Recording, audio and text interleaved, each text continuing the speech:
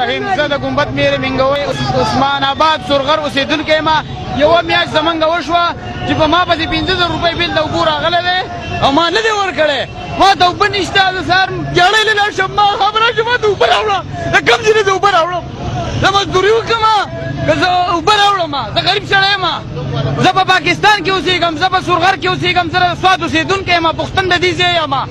زه که مزدوري وکړم څه که اوبه راوړم اوبه خو یوازې څښلو له نه لګي جامې له لګي پیسې لګي او داسې له لګي په جومات کې چې مېلمه راشي موږ هغه له اوبه ویسو خو موږ ځان له کور له اوبه راوړو دا زموږ حکومت دی د دې خلکو دپاره ما منډې والي ترړې والي خپلې کرایانې مې لګولي ځان مې خپل ورور مې ځان قربان کړی ځان مې والی دی نن هر سړی زما په خوله کې لاس را منډي وایي دا خو ستا د لاسه او د بل د لاسه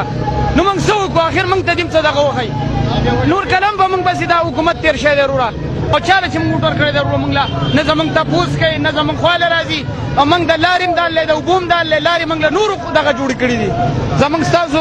پښتانه وروڼه ستاسو نه عرض کوو ستاسو دعا شکر ادا کوو چې تاسو زموږ دې موجوده په دې ګرمۍ کې زموږ دغه وکړو په سوشل میډیا کې داسې خلک دي چې الټا موږ ته کنسل کوي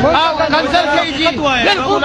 تاسو دا کنسل کوي تاسو دغه کوي تاسو روډ بند کو دغه تاسو لپاره به زه خپله قرباني کوم خپل ځان به قربان کوم یو خلک دی د دغې خلکو دا تاسو چې څوک کنسل کوي که نه هغه موږ دا خلک نه کوو هغه هم د دغې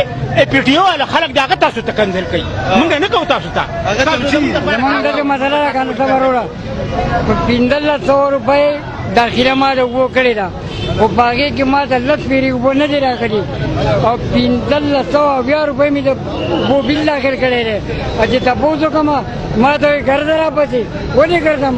دا د ما حق دی ما له به یې راکړی اوس دې اوبه را پرېښودې بیا یې بندې کړې ته کوم دی په زما خیاله چې اوبو کې کنټینر اوبه ما راوړي دي 15,000 روپۍ کنټینر زه غریب سړی یم زه مزدوري وکړم که دا خو نه راوړم